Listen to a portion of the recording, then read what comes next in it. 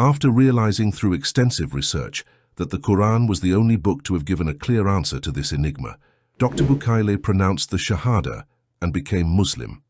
So, how did all this start? And what did he discover on the pharaoh's body? How is his discovery related to the Quran until he was convinced that Islam is the truth? Stay with me as I tell you the amazing story of this eminent scientist who converted to Islam thanks to what he discovered while analyzing the mummy of Pharaoh Ramses II. Born in France, he was a professional doctor and a specialist in the field of gastroenterology.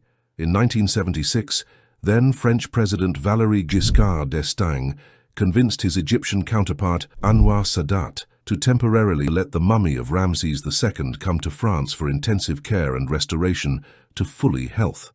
French President promised Egyptian President that Ramses would be received with a reception fit for a king. When a French military transport plane bearing the remains of Pharaoh, who died 3,200 years earlier, touched down at Le Bourget Airport in Paris, the red carpet had been rolled out. The Republican Guard were standing to attention, and a delegation led by a government minister was waiting to greet him. Dr. Maurice Bucaille was then appointed as the senior surgeon and scientist in charge of the restoration of the body of Ramses II.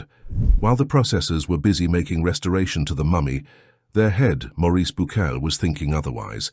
As he put it in his 1987 book entitled Mummies of the Pharaohs, Modern Medical Investigations, Dr. Bucaille was trying to find out how this pharaoh had died.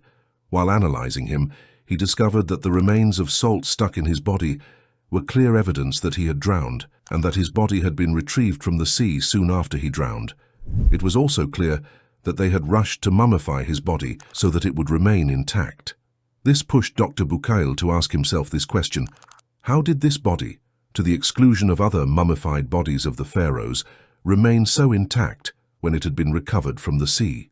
Maurice Bucaille was in the process of writing his final report on what he considered to be an unprecedented discovery, that is, the recovery of the body of Ramses II from the sea and his immediate embalming after his drowning, when one of his colleagues whispered in his ear the following: "Don't rush to write this report.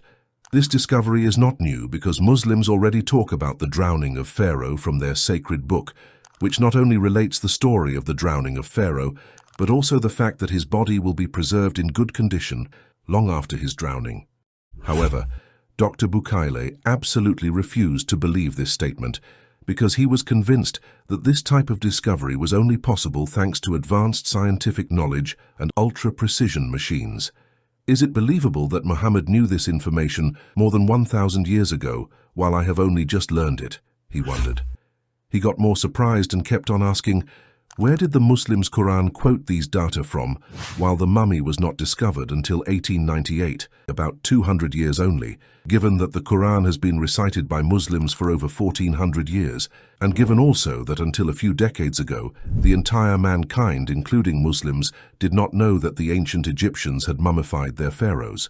Dr. Bucaille stayed up all this night gazing at Pharaoh's body, thinking deeply of what his fellow researcher told him about the Muslims' Quran, explicitly establishing that this body was recovered after drowning, while the Bible narrated only the story of Pharaoh when he was chasing Prophet Moses, without mentioning the fate of his body at all.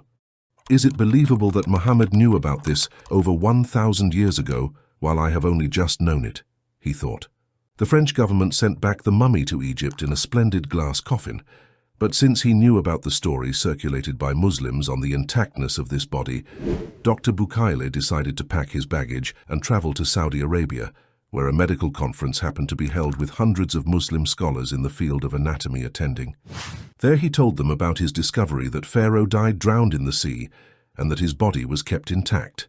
One of the conferees opened the Quran and read out the ayah in which Allah Almighty said, "So today we will save you in body, that you may be to those who succeed you a sign, and indeed many among the people of our signs are heedless."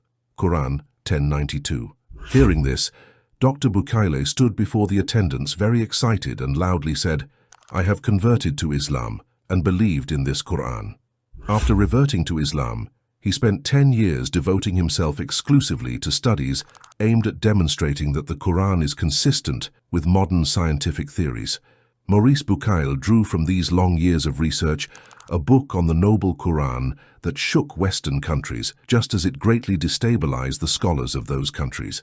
With the title of the book reading, "The Bible, the Quran and Science, the Holy Scriptures examined in the light of modern knowledge," the book quickly became a great success, and from its first edition, it was sold out in all bookstores.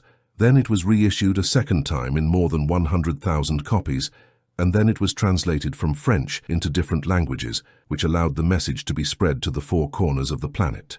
However, some among non-Muslims and atheist scholars who decided to remain in their blindness, despite having discovered the truth, tried to denigrate Dr. Bucaille's book by criticizing it subjectively.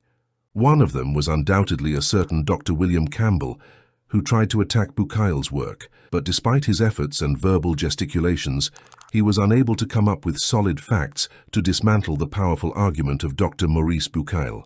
But what is most interesting in these vain attempts at denigrating is that some Western scientists who were determined to attack Dr. Bucaille's book changed their attitude as they read it and studied it in depth. Some of them even ended up publicly embracing Islam. Allah says in the Quran that for a person to believe in Allah, one sign is enough, and for a person who has decided to remain in darkness, even millions of signs are not enough. Quran 6:109.